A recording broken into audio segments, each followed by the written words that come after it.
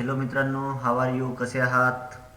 तुमच्यासाठी घेऊन आलेला आहे BITचे एक्सेलचे प्रश्न आणि ते कसे सोडवायचे.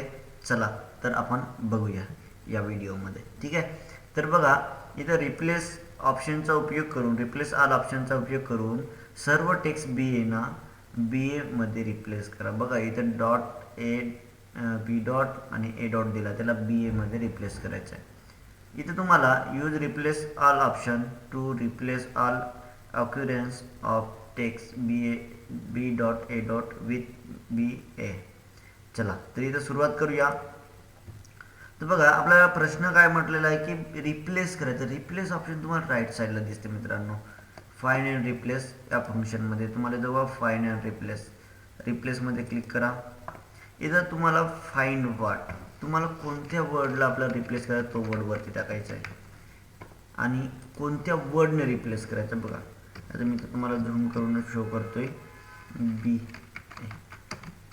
आता आपल्याला डायरेक्टली BS करायचं असं. ठीक आहे, रिप्लेस ऑल करून घ्यायचं आहे आणि रिप्लेस ऑल केलं. बघा इथं तुम्हाला ओके करायचं आहे. आता मी इथं बघा झूमिंग कमी करतोय, तर रिप्लेस ऑल केलेला आहे. क्लोज करून घ्या. जिथं जिथं बी डॉट ए डॉट होता तिथं चेंज झालेला आहे, याला करायचं आहे सबमिट. ओके करा. बघा नेक्स्ट रिप्लेस ऑल ऑप्शनचा उपयोग करून सर्व टेक्स्ट कॅन्डिडेटना रिप्लेस स्टुडंट या स्टुडंटमध्ये रिप्लेस करायचं आहे. तर सेम प्रोसिजर आहे, फक्त आपल्याला नाव बदलायचं. इथं जायचं आहे फाइंड अँड रिप्लेसमध्ये, रिप्लेसवर क्लिक करा. इथं टाईप करा कॅन्डिडेट आणि कोणत्या नावाने स्टुडंट. इथं बघा मी टाईप करून घेतलं रिप्लेस ऑल. ओके करायचं आहे, क्लोज करायचं आहे आणि सबमिट करायचं आहे. बघा ओके. नेक्स्ट रिप्लेस ऑप्शनचा उपयोग करून सर्व टेक्स्ट प्राइसना कॉस्टमध्ये रिप्लेस करा. तर बघा या ठिकाणी तुम्हाला इथं प्राइसना कॉस्टमध्ये रिप्लेस करायचं. परत रिप्लेसमेंट जायचं आहे. आता शॉर्टकट की काय मित्रांनो, बघा मी या ठिकाणी कीबोर्डवर अल्ट बटन प्रेस करतोय.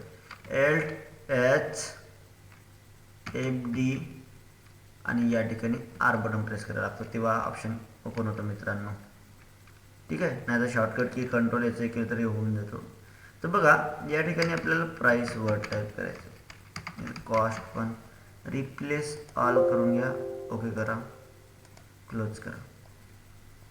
ठीक आहे, सबमिट करून घ्यायचं आहे.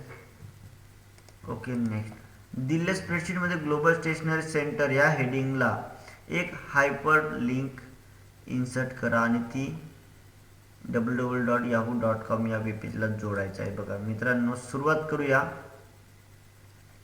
येथे तुम्हाला ग्लोबल स्टेशनरी याच्यावर राईट क्लिक करून घ्या. डायरेक्ट हायपर लिंक तुम्हाला लास्ट ऑप्शन आहे, क्लिक करा. इथे तुम्हाला ॲड्रेस म्हणून दिला आहे. बघा काय दिलं आहे, ॲड्रेस. हे बघा ॲड्रेस. त्या ॲड्रेसमध्ये तुम्हाला टाईप करून घ्यायचं आहे www. डॉट टाईप केलं तर HTTP वगैरे येऊन जाते आणि दुसरं yahoo.com आहे, yahoo.com टाईप करा. ओके बटनवर क्लिक करून घ्यायचं. आणि जसं मी आता माऊस पॉईंटर नेणार त्या ठिकाणी लिंक आलेली आहे. ठीक आहे, बाजूला क्लिक केलं आणि सबमिट करायचं.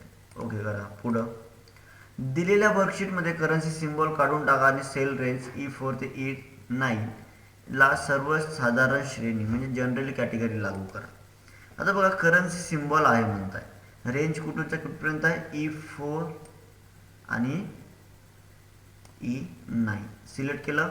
इथं बघा नंबर ग्रुप म्हणून तुम्हाला इथं जनरल तुम्हाला यूज करायचं आहे. जनरल कॅटेगरी तुम्हाला कुठं दिसतोय बघा, इथं तुम्हाला फर्स्ट ऑप्शनमध्ये दिसतोय. त्या ठिकाणचे सिम्बॉल आहे ते निघून गेले आहेत. ओके करा.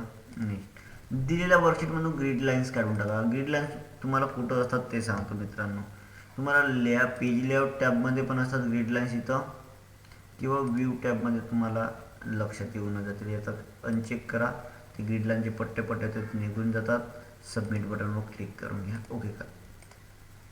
नंतर G7, G8, G9 व G10 या सेल्समध्ये अनुक्रमे 50, 100, 65, 96 या व्हॅल्यूज इन्सर्ट करा. G7 ते G10 या सेल रेंजमधील बेरीज कॅल्क्युलेट करा आणि फंक्शनचा उपयोग करून G13 या सेलमध्ये डिस्प्ले करा. पहिलं आपल्याला G7 म्हणजे G7, G8, G9 आणि G10 मध्ये आपल्याला टाईप करून घ्यायचं. किती आहे, पहिला G7 मध्ये 50, नंतर 100, नंतर 65 आणि 96 आपल्याला कुठं काढायचं आहे G13 मध्ये. तर बघा आपल्याला जिथं काढायचं तिथं सिलेक्ट केल्याच्या नंतर ऑटो सम फंक्शनमध्ये सम घ्यायचं आहे. काय घ्यायचं आहे सम. त्याच्यानंतर आपल्याला जेवढं रेंज आहे बघा कधी कधी तुम्हाला विचारते इथपर्यंत आपल्याला किती विचारलेलं आहे G7 ते G10 पर्यंत एवढं सिलेक्ट करून घ्या आणि एंटर करा सबमिट करा. ओके करून घ्या. पुढं दिलेल्या स्प्रेडशीटमध्ये मॅजिक कॅफे ह्या हेडिंगला एक हायपरलिंक इन्सर्ट करा आणि ती www.magiccafe या वेब पेजला जोडायचं आहे. तर पहिल्यांदा आपल्याला कोणत्या वर्डला द्यायचं magic cafe. Select right click link नाही तर तुम्हाला इन्सर्ट टॅबमध्ये जावं लागतं. ठीक आहे.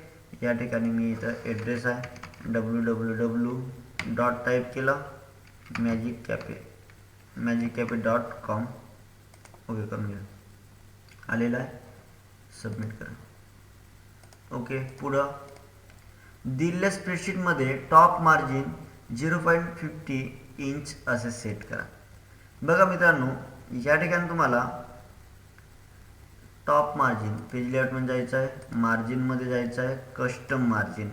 आता इथं तुम्हाला टॉप मार्जिन म्हटलेलं आहे. टॉप मार्जिन 0.50 इंच म्हणजे हे डबल डॉट तुम्ही जोडू शकता.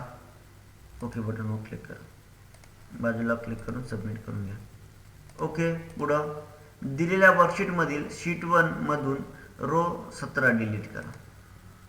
दिलेला वर्कशीट आहे, दिलेल्या वर्कशीटमधून रो नंबर 17 बघा रो नंबर 17 सिलेक्ट केलं, राईट क्लिक करायचं आणि डिलीट करून घ्यायचं सबमिट. ओके करा. पुढं दिलेल्या वर्कशीटमध्ये पेज ओरिएंटेशन बदलून लँडस्केप करा. बघा पेजचं ओरिएंटेशन चेंज करायचं तर आपल्याला layout tab page layout tab orientation landscape बाजूला क्लिक करा सबमिट करा. ओके करा. नेक्स्ट दिलेल्या वर्कशीटमध्ये नवीन वर्कशीट समाविष्ट करा आणि पेज ओरिएंटेशन लँडस्केप लेआउटमध्ये बदला. येथे तुम्हाला नवीन वर्कशीट समाविष्ट करायचं तर बघा प्लस सिम्बॉल तुम्हाला खाली दिसते मित्रांनो. बघा प्लस सिम्बॉलवर क्लिक करायचं आहे, शीट इन्सर्ट झालेली आहे आणि पेज ओरिएंटेशन आता जसं पेज लेआउटमध्ये जायचं आहे, ओरिएंटेशनमध्ये जायचं, लँडस्केप झालं सबमिट करून घ्या. ओके करा. त्याच्यानंतर दिलेल्या स्प्रेडशीट फाईलमधील एक नवीन वर्कशीट समाविष्ट करा आणि नवीन शीटचे लेफ्ट मार्जिन 1 इंचेसमध्ये बदला. येथे तुम्हाला नवीन वर्कशीट समाविष्ट करायचं आहे आणि त्या शीटचं लेफ्ट मार्जिन किती पाहिजे आपल्याला लेफ्ट मार्जिन 1 इंचमध्ये बदलायचं 1 इंच. ओके करा. त्याच्यानंतर सबमिट करून घ्या. बघा नंतर दिलेल्या स्प्रेडशीटसाठी 80% झूम लेवल सेट करा. म्हणजे 80% तुम्हाला झूमिंग तुम्हाला सेट करायचं. तर तुम्हाला व्ह्यू टॅब झूममध्ये तुम्हाला इथं पर्सेंट दिला आहे, किती पर्सेंट आहे 80% आहे. ते 80% टाईप करून घ्या. ओके करा. त्याच्यानंतर सबमिट करा. बघा त्यापुढं दिलेल्या स्प्रेडशीटमध्ये जेव्हा तुम्ही वर्कशीट स्क्रोल कराल तेव्हा सर्वात वरील 7 रोज विजिबल ठेवा. बघा या ठिकाणी आपल्याला स्प्रेडशीट दिलेली आहे, त्या स्प्रेडशीटला बरोबर सिलेक्ट करून घ्या. किती रो म्हटलेला आहे 7. 8व्या रोला सिलेक्ट करा आणि व्ह्यू टॅबमध्ये फ्रीज पेन ऑप्शन आहे. इथं फ्रीज पेनवर जसं तुम्ही क्लिक करा बघा जिथं सिलेक्ट केलं त्याच्या वरच्या लाईनमध्ये डार्क लाईन आलेली आहे आणि जसं मी स्क्रोल करणार तर 7 रो विजिबल झाल्यात, बाकीच्या चालले जात आहेत स्क्रोल केल्यावर. चला सबमिट करूया. त्याच्यानंतर नेक्स्ट दिलेल्या स्प्रेडशीटमध्ये लिजंड एलिमेंट चार्टच्या उजव्या बाजूस दाखवा. आपल्याला आता लिजंड्स एलिमेंट बघा चार्टला सिलेक्ट करायचं, आपला सिम्बॉल दिसतोय चार्ट एलिमेंटमध्ये इथं लेजंड आणि लिजंड कोणता आहे लिजंड चार्टच्या उजव्या बाजूस म्हणजे राईट बाजूस बघा राईट बाजूस आलेले आहेत लिजंड स्केल म्हणतो आपण ते. त्याच्यानंतर नेक्स्ट चार्ट टूलचा उपयोग करून चार्ट 1 मध्ये इन्सर्ट केलेला चार्ट शीटवर मूव्ह करा.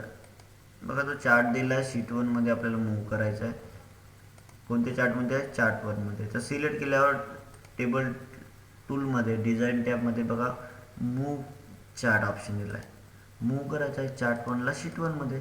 तर शीट 1 सिलेक्ट करायचं आहे, म्हणजे आपल्याला ते मूव पण करता येईल आणि सबमिट करा. पुढं नेक्स्ट दिलेल्या स्प्रेडशीटमध्ये लिजन एलिमेंट चार्टच्या लेफ्ट बाजू दाखवा म्हणत आहे.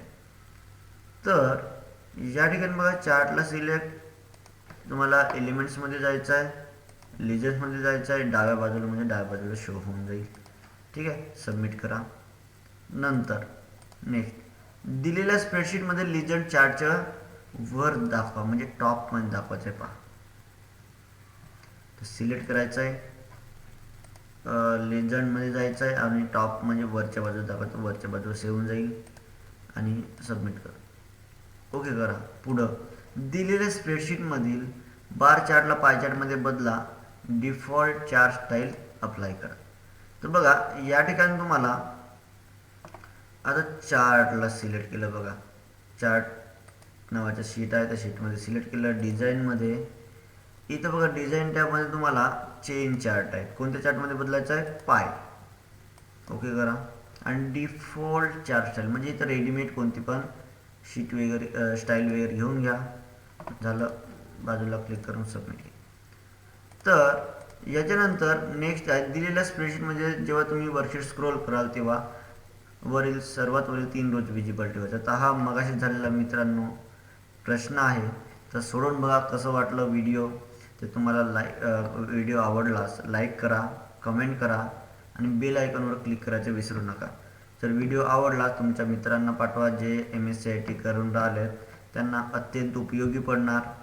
तर असेच नवीन नवीन व्हिडिओ पाहण्यासाठी आपल्या पवन मास्टर कॉम्प्युटर गाईड या यूट्यूब चॅनलवर नक्कीच भेट द्या. चला तर मित्रांनो, बाय बाय.